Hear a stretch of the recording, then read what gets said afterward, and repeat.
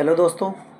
आज हम बात करने वाले हैं वक्फ प्रॉपर्टीज़ को ऑनलाइन पोर्टल पर अपलोड करने के लिए किस तरीके से हम उम्मीद पोर्टल पर वक्फ प्रॉपर्टीज़ को रजिस्टर्ड कर सकते हैं, उनके डॉक्यूमेंट्स के बारे में, उनके प्रोसीजर के बारे में, किस तरीके से उम्मीद पोर्टल पे वक्फ प्रॉपर्टीज़ को ऑनलाइन करना है, उन पे क्या कॉन्सिक्वेंसेस हैं, कौन कौन सी प्रॉब्लम्स हैं जो देखने को मिलेगी, उन पे कौन कौन से डॉक्यूमेंट्स हैं जो रिक्वायर्ड हैं वक्फ प्रॉपर्टीज़ को ऑनलाइन करने के लिए।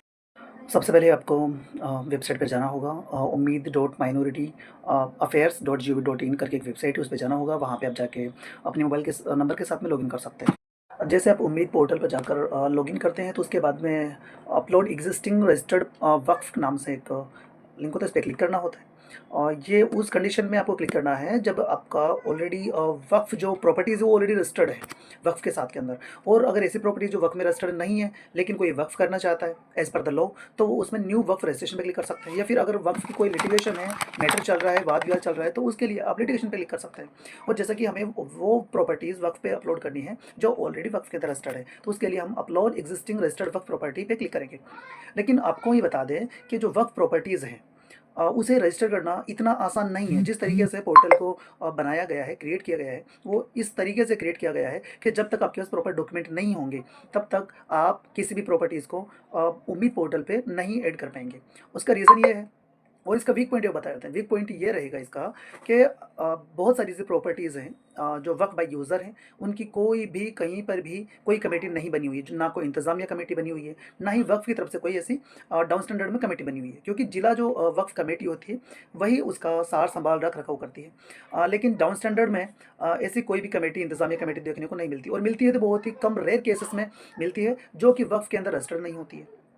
वो सोसाइटीज़ की तरह से रजिस्टर्ड होती है, कोई एनजीओ रजिस्टर्ड कर रखा है, या मदरसा या मस्जिद को या दरगाहों को, खानकाहों को चलाने के लिए एक सोसाइटी टाइप की रजिस्टर्ड कर रखते हैं। लेकिन इसके लिए जो इंतज़ामिया कमेटी होगी वो वक्फ के अंदर रजिस्टर्ड होना चाहिए। अगर वो उसकी देख रेख करती है, सार संभाल करती है, तो ही उसे वो रजिस्टर्ड कर पाएंगे। क्योंकि उसके लिए कुछ ऐसे डॉक्यूमेंट्स हैं जो उनके पास रिक्वायर्ड होना ज़रूरी है।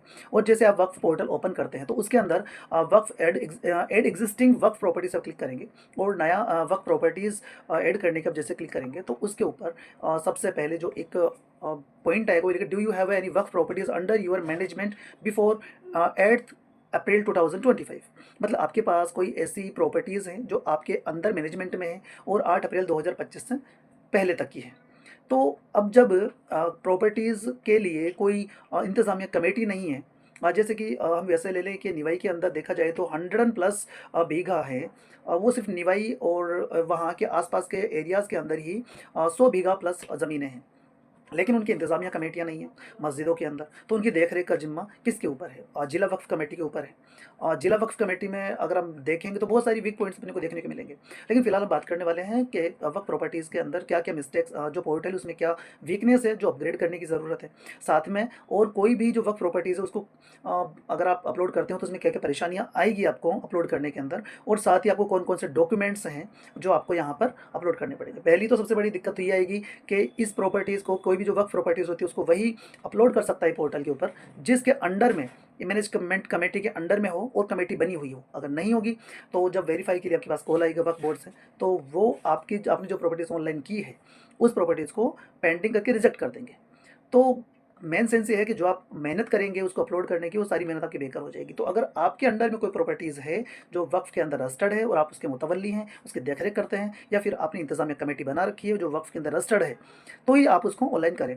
अदरवाइज़ असल में तो होना तो ये चाहिए कि वक्फ जो बोर्ड है उसे ये चाहिए था कि आस पास की जो ज़मीनें हैं उनकी देख-रेख करने वाले, चाहे इंतज़ामिया कमेटी बनी हो या नहीं बनी हो, कोई भी उसको ऑनलाइन करने के ऑथराइज़्ड पर्सन होना चाहिए था। फिर वक्फ बोर्ड को चाहिए था कि वो खुद अपने पास जो डॉक्यूमेंट हैं, वक्फ के पास में जो डॉक्यूमेंट अवेलेबल हैं, उन डॉक्यूमेंट्स के आधार पर वो उन ज़मीनों को वेरीफ़ाई करते कि ये खसरे नंबर फला मकान है, दुकान है, खानका है, मस्जिद है, उन सारी चीज़ों को वेरीफ़ाई करते और अप्रूवल करते। लेकिन इन्होंने इस प्रक्रिया को इतना ही भयंकर तरीके से हार्ड कर दिया है कि आप उस प्रॉपर्टीज़ को ऑनलाइन कर ही नहीं पाएँगे। और बहुत सारी जगह ऐसी है जहाँ पर इंतज़ामिया नहीं कमेटी नहीं बनी हुई, उस कंडीशन में तो कोई अपलोड कर ही नहीं पाएगा। अब बात करते हैं कि इसमें क्या-क्या डॉक्यूमेंट रिक्वायर्ड है और कौन-कौन सी जानकारी चाहिए। पहले जैसे मैंने आपको बताया, अगर आपकी इंतज़ामिया कमेटी है तो ये आप अपलोड कीजिएगा। अगर आप इंतज़ामिया कमेटी नहीं है, अगर आपके गाँव में, आपकी तहसील में, आपके शहर में ऐसी ज़मीनें हैं तो उन्हें आप वक्फ़ को ही जानकारी दे सकते हैं, आप खुद अपलोड नहीं करेंगे। अगर करेंगे तो वक्फ़ बोर्ड द्वारा उसे खारिज कर दिया जाएगा। ठीक है? उसके बाद ये बात करते हैं कि इसके अंदर आपको इंटर ओकफ रजिस्टर्ड नंबर, आपको रजिस्टर्ड नंबर इंटर करना पड़ेगा, जो कि आप वामसी के पोर्टल, जो कि वक्फ़ बोर्ड का एक पोर्टल है, वहाँ से आपको ये जानकारी मिल जाएगी। ठीक है? उसके बाद बात करते हैं कि वक्फ़ का टाइप क्या रहेगा। अब इसके अंदर 4-5 ऑप्शन, जैसे आगा खानी, बोहरा, सिया, सुन्नी हो गया। अब जिसमें जिस भी टाइप का ये वक्फ़ है, वो आपको वामसी पोर्टल से मिल जाएगा, वहाँ पे चेक कर सकते हैं। ठीक है? इसमें अभी आगा खानी, बोहरा ये एक्सेट्रा ऐड किया गया है, वो आप यहाँ सेलेक्ट करना है। जैसे कि अगर सिया है तो सिया, सुन्नी है तो सुन्नी। उसके बाद में आपको यूजेज़ किस तरीके का ये जो है वक्फ प्रॉपर्टीज़ है, चैरिटेबल है, कमर्शियल है, पीएस है या रिलीजियस है, तो दरगाह खानकाहें जो भी होती है, इनके अंदर सिर्फ 4-5 ही पॉइंट्स दे रखे हैं, तो अपने को रिलीजियस सेलेक्ट कर सकते हैं, वो भी आपको वामसी पोर्टल पे मिल जाएगा। उसके बाद में मोड ऑफ वक्फ, ये किस तरीके का वक्फ है, वक्फ बाई मोड ऑफ वक्फ है, उसमें वक्फ बाई यूज़र या वक्फ बाई अलल औलाद जो भी है, जो एज पर डॉक्यूमेंट आप उसे अपलोड कर सकते हैं। उसके बाद में नेचर ऑफ वक्फ, किस तरीका का दरगाह है, खानकाह में, दारुल उलूम है, घर है, ईदगाह है, इमाम बाड़ा है, करबला है, जो इस टाइप का भी है, वो वक्फ नेचर के अंदर आप उसे कलेक्ट कर लेंगे।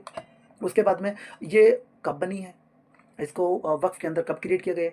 अब इसमें वैलिड डॉक्यूमेंट अगर आपके पास होते हैं, ये जानकारी हालाँकि आपको वामसी पोर्टल से मिल जाएगी, आसानी से मिल जाएगी, उसके ऊपर डिटेल्स होती हैं। जिसका लिंक जैसे कि उम्मीद पोर्टल का लिंक और ये दोनों लिंक आपको डिस्क्रिप्शन बॉक्स में मिल जाएंगे, और आई जो बटन है उस पे भी आपको मिल जाएगा। जो भी साने वहाँ पे दिया हुआ, वो आप उसे सेलेक्ट कर लीजिएगा। उसके बाद में फिर आपको ज़रूरत पड़ेगी वक्फ़ डीड, वक्फ़नामा, औक़ाफ़ रजिस्टर्ड डॉक्यूमेंट, जो कि आपके पास तभी होगा, या तो ये वक्फ बोर्ड के पास में अवेलेबल है या इंतज़ामिया कमेटी बना रखी है उनके पास में अवेलेबल है, तो आप वहाँ से ले सकते हैं। उसको आपको अपलोड करना पड़ेगा। साथ में वक्फ का मेज़रमेंट, इसका जो मेज़रमेंट है, कितना बीघा है, कितना स्क्वायर फीट है, यार्ड है, नेल है, मार्का है, कोनाई है, हेक्टोमीटर, डेसिमल, जो भी है उसका एरिया वो आपको इसमें मेंशन करना पड़ेगा, कितना बीघा है, सारी चीज़ें।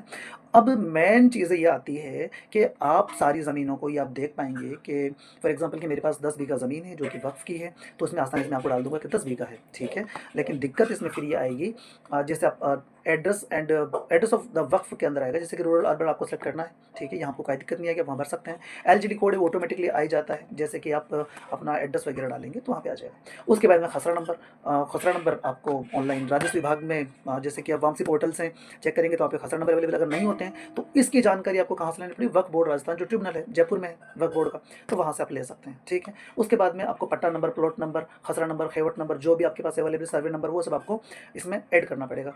और जितने खसरे नंबर है तो आप प्लस आइकन के बटन पे क्लिक करके आप खसरे ऐड कर सकते हैं। जिस अब ये सारी चीज़ें आपको देखने को मिलेगी जब आप वक्फ जो उम्मीद पोर्टल है उसे आप खोल के देखेंगे तब। ठीक है? उसके बाद में जो वार्ड नंबर है, रोड नंबर, ये सब ऑप्शनली आप डालेंगे तो भी ठीक है, नहीं डालेंगे तो भी कोई दिक्कत वाली, लेकिन इसमें जो मेजरमेंट है, कितना एरिया है, वो आपको डालना पड़ेगा इसके अंदर। ठीक है? उसके बाद में बात करते हैं, अब जो मेन प्रॉब्लम्स मेजर जो क्रिएट होती है, ये होती है कि बाउंड्रीज ऑफ वक्फ। अब बाउंड्रीज ऑफ वक्फ के अंदर, इसके अंदर यह है कि नॉर्थ में इसकी बाउंड्री कितनी है, वेस्ट में कितनी है, साउथ में कितनी है, ईस्ट में कितनी है, ये चीज़ें आपको वक्फ में जो पोर्टल उसमें ऐड करना पड़ेगा। सबसे मेजर दिक्कत यही आती है कि अगर आप वक्फ प्रॉपर्टीज़ का अगर आप मालिकाना हक भी रखते हैं तो अपना आपने तो जाएंगे नहीं, या फिर आपको जो राजस्व विभाग से आपने जो ग्राउंड रियलिटीज़ निकाल के रखी, जो डॉक्यूमेंट्स है उसके अंदर आपको देखना पड़ेगा कि उसके like east, west, north, south क्या क्या है, कितनी मीटर में है, कितनी बीघा में है, जो हिसाब से आपको अपलोड करना पड़ेगा। लेकिन एक तरीके से देखा जाए तो बहुत ही बड़ा एक हेडेक है। हेडेक का ऐसा कहने का मतलब ये है कि आपको ये चीज़ें कौन याद रखता है। अगर मेरे पास एक ज़मीन है, अगर मेरी खुद की निजी ज़मीन, तो मुझे भी नहीं मालूम रहेगा कि इसका लेफ्ट लाइक नॉर्थ के अंदर जो हिस्सा है वो कितना है और साउथ में कितना है। ये चीज़ें असल में वक्फ बोर्ड को चाहिए कि ये खुद वेरीफाई करे और खुद इन चीज़ों को ऐड करे, और नॉर्मल लोगों को चाहिए था कि वो उनको थ्राइज किया जाए कि वो वक्फ पोर्टल पे ऐसी ज़मीनों को ऑनलाइन करें। आएगा कि इसमें रेंट, जो वक्फ प्रॉपर्टीज़ वो रेंट तो नहीं है, लीज़ पे तो नहीं है। ठीक है? उसके बाद ऐसी है कि बहुत सारी प्रॉपर्टीज़ ऐसी है जिनका कोई देख रेख नहीं करता, कोई इंतज़ामिया कमेटी नहीं बनी हुई है, तो इसके जो इनकम ऑफ द वक्फ है वो कहाँ से आप मालूम करेंगे, क्योंकि लोग वक्फ बाई यूज़र ज़मीनें हैं वो अब निजी तौर पे खा रहे हैं, और कुछ लोगों ने तो ऐसा है कि वक्फ की ज़मीनों को अपने निजी तौर पे भी नाम करवा लिया है। तो ऐसी कंडीशन में क्या आपको लगता है कि जो वक्फ की ज़मीनें हैं वो ऑनलाइन पोर्टल पे चढ़ाएंगे, हालांकि इसके लिए तो घमासान चिड़ेगा, खैर वो अलग बात हो जाती है। अपन बात करते हैं वक्फ पोर्टल की। उसके बाद में इनकम ऑफ द वक्फ डालेंगे तो इसमें आपको बहुत लोचा देखने को मिलेगा, क्योंकि अगर आप इंतजामिया कमेटी नहीं बनी हुई है, इसका लाइक एक्सपेंडिचर जो भी होता है, खर्च, आमद खर्च अगर वक्फ को नहीं देते हैं तो आपका तो दिमाग ख़राब हो जाएगा ये देखकर कि मैं इसका खर्च और आमद कहाँ से बताऊँ और कैसे बताऊँ। और दूसरी चीज़, जब वक्फ़ के लिए इसको बाकायदा वेरीफाई करने के लिए जब वक्फ़ से कॉल आएगा तो आपसे पूछेंगे कि भाई आपने जो डाला है वो इतना डाला है, ग्रॉस इनकम आपने कहाँ से ली, तो आप वो एक्सप्लेन नहीं कर पाओगे।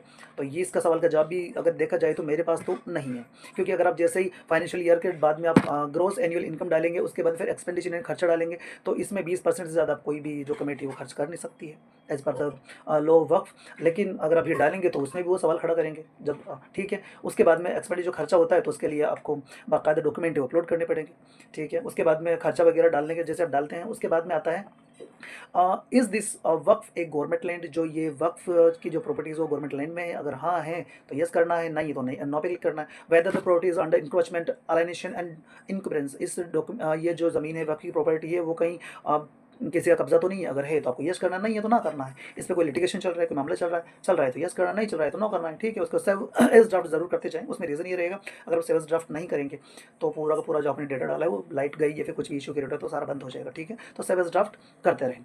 उसके बाद में लैंड रेवेन्यू रिकॉर्ड में आएंगे, जैसे कि आप स्टेट सेलेक्ट करते हैं, डिस्ट्रिक्ट, तालुका और ग्राम जो सेलेक्ट करते हैं, उसके बाद में खसरा नंबर सेलेक्ट करना पड़ेगा। खसरा number, ward number, pin code वगैरह आपने डाला तो फिर वही आपको डालनी पड़ेगी कि इसमें नॉर्थ में कितनी लंबाई है, चौड़ाई है, ईस्ट में कितनी है, वेस्ट में कितनी है। उसके बाद में फिर आपको जो रेवेन्यू रिकॉर्ड का है वो आपको अपलोड करना पड़ेगा। अब रेवेन्यू रिकॉर्ड का मसला अगर देखें तो रेवेन्यू रिकॉर्ड का मामला ऐसा है कि जो वक्त की प्रॉपर्टीज़ को अपने नाम करवा लिया है तो वो प्रॉपर्टीज़ का रिकॉर्ड आपको इस पर अपलोड करना पड़ेगा। उसके अंदर नाम वगैरह मिसमैच आएंगे जो कि होना ही है, जनरल चीज़ है, ठीक है। चलो ये भी ठीक है, अगर आदमी ये भी डाउनलोड कर लेगा, अगर कोई जनरल पर्सन जो सोशल एक्टिविस्ट है समाज के लिए या फिर समाज कल्याण के लिए, या फिर एक ऐसा अफराद है जो इस्लाम के लिए कुछ काम करना चाहता है, इस्लाम मुस्लिम होने के नाते अगर कुछ अपना फ़र्ज़ अदा करना चाहता है, लेकिन जो मेन पर्पज़ है इसको ऑनलाइन करने का, तो वो तो बहुत बड़ी दिक्कत वाली बात है। अब बात रही इसको ऑनलाइन करने की, क्योंकि ज़मीनी स्तर का जो काम है वो तो ऑनलाइन करना है, भले ही आप रोड पे उतर गए हों या फिर आपने कुछ भी लीगल चैलेंजेस किए हों, लीगल अगेंस्ट में गए हों, लिटिगेशन फाइल की हो, कोर्ट में गए हों, कुछ भी किया हो वो अलग चीज़ है। लेकिन ज़मीनी स्तर का काम तो यही है कि आपको जो प्रॉपर्टीज़ है वो ऑनलाइन पोर्टल पर अपलोड करनी पड़ेगी। और ऑनलाइन पोर्टल अगर खोल के देखते हैं तो बस क्या ही कहें इसके लिए। अब बात करें तो वक्फ अपलोड, वक्फ फ़ोटोज़, आपको फ़ोटोज़ अपलोड करनी पड़ेगी। चलो ये तो आप ले ही सकते हैं, आपको लैटिट्यूड लैंगिट्यूड ये ऑप्शनल आप डालेंगे तो भी ठीक है, नहीं डालेंगे तो भी ठीक है। उसके बाद में बात करते हैं सर्वे की। क्या आपका जो वक्फ का प्रॉपर्टी उसका सर्वे हो गया, अगर हो गया है तो हाँ करना है, नहीं हुआ है तो ना करना है। और मोस्ट ऑफ द प्रॉपर्टीज ऐसी है जिसका कोई भी सर्वे नहीं हुआ है, बस गवर्नमेंट डेटा में अपलोडेड देखने को मिलेगा आपको कहाँ सर्वे हो गया है। असल में अगर ये सर्वे होता तो जो ज़मीनें हैं वक्फ की वो निजी तौर पर रेवेन्यू बोर्ड के अंदर नाम नहीं होती निजी तौर पर। दूसरी चीज़ है, मैं अपने पास में एक गाँव की बात करूँगा, वो जो वक्फ की प्रॉपर्टीज़ है उसको मंदिर माफ़ी में कन्वर्ट कर लिया गया है, जो कि निवाई के पास में एक जगह है झिलाई करके। उसका खसरा नंबर मैंने देखा, जैसे मैंने अपलोड करने के लिए देखा तो उससे मालूम चला, आवाम से पोर्टल से मैंने देखा कि क्या क्या प्रॉपर्टीज़ हैं। जब खसरा नंबर देखा तो ऑलरेडी वो मंदिर माफ़ी के नाम से बात कर रही थी। हालांकि लिटिगेशन है, लिटिगेशन करने के लिए जो उसके जिम्मेदार हैं वो आ गए हैं तो फिर वो बात का मैटर है, ठीक है। उसके बाद बात करते हैं कि फील्ड का सर्वे डिटेल अगर हुआ है तो यस करना हो, फिर आपको फील्ड का सर्वे डिस्ट्रिक्ट वगैरह सेलेक्ट करना है। एलजीटी कोड ऑलरेडी आ ही जाता है, जैसे मैंने ऑलरेडी बताया। हाउस नंबर, खसरा नंबर ये ज़रूरी, सॉरी हाउस नंबर वगैरह, प्लॉट नंबर ये ज़रूरी नहीं, मैंडेट नहीं है। जिन पे स्टार लगा हुआ है वो ही आपको फील्ड फिल करना है, अदरवाइज़ नहीं करने। बात करते हैं मेजरमेंट की, मेजरमेंट आपको फिल करना ही पड़ेगा, ये मैंडेट है। अगर आप गलत फिल करते हैं बीघा कुछ भी तो वक्फ बोर्ड से फिर वो आपको वेरिफिकेशन कॉल आएगा। हालांकि वो उनकी जिम्मेदारी होती है कि वो सही जो चीज़ें वो इनपुट करें उसको सही करें, लेकिन वो इतना कम नहीं कर रहे हैं, क्योंकि मैंने जो प्रॉपर्टीज़ ऑनलाइन की थी उन प्रॉपर्टीज़ का मामला ये रहा कि उनको रिजेक्ट कर दिया गया। वक्फ बोर्ड के अंदर जो डेलीगेशन या फिर जो भी कहें वहाँ पे काम करने वाले कर्मचारी उन्होंने रजिस्टर कर दिया। हालांकि अगर मैंने कोई जानकारी अगर गलत अपलोड की थी जो मेरे पास एज पर डॉक्यूमेंट थी, सेक्शन 5 का, सेक्शन 26 का हो गया, वक्फनामा मेरे पास अवेलेबल नहीं था। और देखा जाए तो अभी इंतजामिया कमेटियाँ हैं, ये भी बहुत सारी रजिस्टर्ड ही नहीं है। अब मेन चीज़ रही, उन्होंने फ़ोन करके मुझे बताया कि भाई आपने जो एरिया है वो भी गलत डाला है। मैंने कहा भाई साहब अगर आपके पास अवेलेबल है डेटा तो आप उसे सही कर दीजिए।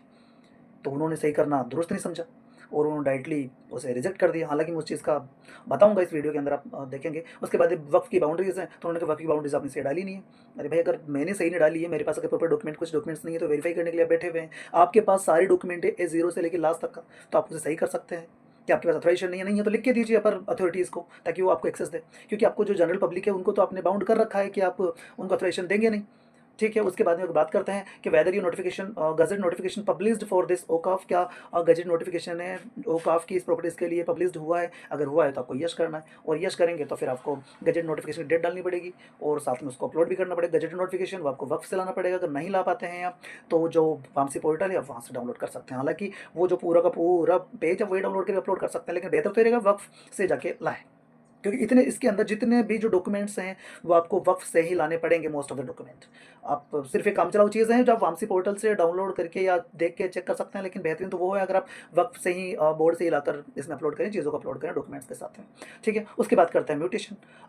वेदर वक्फ म्यूटेटेड इट रेवेन्यू रिकॉर्ड, क्या जो इसका नामांतरण है वक्फ बोर्ड के अंदर खुल गया है, रेवेन्यू बोर्ड का खुला हुआ है, तो अगर होंगे तो आपको यस करना पड़ेगा, नहीं है तो नो कर दीजिएगा। यस करेंगे तो इसके अंदर फिर आपको खसरा नंबर, यूनिट, लेफ्ट और नॉर्थ ईस्ट वगैरह जो है वो सारी चीज़ आपको डालनी पड़ेगी। फिर वो डालने के बाद में नेक्स्ट कर दीजिएगा। नेक्स्ट करने के बाद में जैसे आप नेक्स्ट करेंगे तो फिर आपको इससे रिलेटेड जो डॉक्यूमेंट्स हैं, फोटोज़ है, वो अपलोड करना है और सेव कर दीजिएगा। जैसे अपलोड करेंगे उसके बाद में वो पेंडिंग शो करेगी, उसमें कुछ एडिट करना चाहें तो आप एडिट कर पाएंगे कुछ हद तक। उसके बाद में जैसे 7-8 दिन बाद में वक्त से कॉल आएगा। हालांकि वो करेंगे तो कुछ भी नहीं, सिर्फ वेरीफाई करेंगे कि आपने गलत क्यों डाला। वो ये नहीं कहेंगे कि भाई गलत डाल दिया है तो आपके पास नहीं है तो हम आपको भिजवा देते हैं, आपकी थोड़ी हेल्प कर देते हैं, या फिर कुछ गलत इनपुट हुआ है तो हम उसे सही कर देते हैं। वक्फ बोर्ड ने ये तो अभी तक मैनेजमेंट किया ही नहीं है, उन्होंने सिर्फ लोगों पे थोप दिया है कि आप अपने हिसाब से ही हैंडल करना है, अपने हिसाब से सही करेंगे। मेरे तो समझ के बाहर है कि भाई इतना बड़ा अगर आप बीड़ा उठा रहे हैं, आप रोडों पे भी उतार रहे हैं मुस्लिम उम्मा के लिए, ठीक है, उसके बाद में आप एहतजाज कर रहे हैं, कोर्ट में वो कर रहे हैं, ज़मीनी स्तर पे जो काम करना चाहिए तो आप कर ही नहीं रहे। रीज़न इज़ दैट के जो प्रॉपर्टीज़ का ऑनलाइन करना है, लोगों पे इंतजामिया कमेटी नहीं है, यहाँ की वक्फ प्रॉपर्टीज़ हैं उनको भी निजी तौर पर कन्वर्ट कर लिया गया है, तो उनके खिलाफ तो वक्फ बोर्ड कुछ कर रहा है और ना ही जो ग्राउंड लेवल पे है वो कुछ कर रहे हैं, जिला कमेटी वो भी कुछ नहीं कर रही है। तो चाहिए कि वक्फ बोर्ड को एक बार थोड़ा संज्ञान लें इन चीज़ों को। तो ये दोनों चीज़ें हैं वो मैंने ऑलरेडी जो वीडियो है इसके डिस्क्रिप्शन डाल दिया है, तो आप वहाँ से चेक कर लें। इससे रिलेटेड अगर कोई भी आपको इश्यूज़ क्रिएट होते हैं, कुछ सवाल हैं, जवाब हैं, तो आप कमेंट सेक्शन में पूछ सकते हैं या फिर स्क्रीन पे नंबर शो हो रहे हैं, आप मुझे कॉल कर सकते पूछ सकते हैं। और इसके लिए बहुत सारी तंजीमों ने मिलकर अभियान भी चला रखा है, नंबर भी है, जैसे कि AIMIM के प्रवक्ता भी आसिम वक़ार साहब, उन्होंने भी एक वीडियो बनाया था जो कि अच्छा लगा, उसी की बात ही मुझे लगा कि वीडियो बनाना चाहिए। उन्होंने बताया कि भाई उम्मत को बेदार करना है वक्फ प्रॉपर्टीज़ को ऑनलाइन करने के लिए। जब लेकिन उसी के बाद में वो वीडियो देखने के बाद में जब मैंने वक्फ पोर्टल ओपन किया तो इतनी ज़बरदस्त तरीके से कॉम्प्लिकेशंस हैं कि जो नॉर्मल पर्सन है वो तो उसे ऑनलाइन कर ही नहीं पाएगा। और फर्स्ट प्रायोरिटी तो यह है कि इसे तो ऑनलाइन प्रॉपर्टीज़ को वो ऑनलाइन करेगा जो इंतज़ामिया कमेटी है। तो इंतज़ामिया कमेटी से दरख्वास्त है कि भाई ऑनलाइन करें, नहीं है तो वक्फ कमेटी से दरख्वास्त है, बोलेंगे कि जो जाएंगे वक्फ कमेटी के अंदर, बोर्ड के अंदर, कि उसके ऊपर थोड़ा संज्ञान लिया जाए, देखते हैं क्या हो सकता है उसके लिए। लेकिन फ़िलहाल तो ये दरख्वास्त है कि जो भी वक्फ प्रॉपर्टीज़ हैं उन पर नज़र भी रखें, साथ में जो बेची जा रही है उनको रोकने की कोशिश करें। हालांकि इसके लिए बहुत जद्दोजहद भी करनी पड़ेगी, बहुत मुश्किलें भी आ सकती है, क्योंकि कुछ लोग एक तरीके से मुस्लिम होते हुए भी भूमाफिया की तरह बिहेव कर रहे हैं। बिहेव करने का मतलब ऐसा है कि उन ज़मीनों को अपने रेवेन्यू रिकॉर्ड में अपने नाम करवा लिया।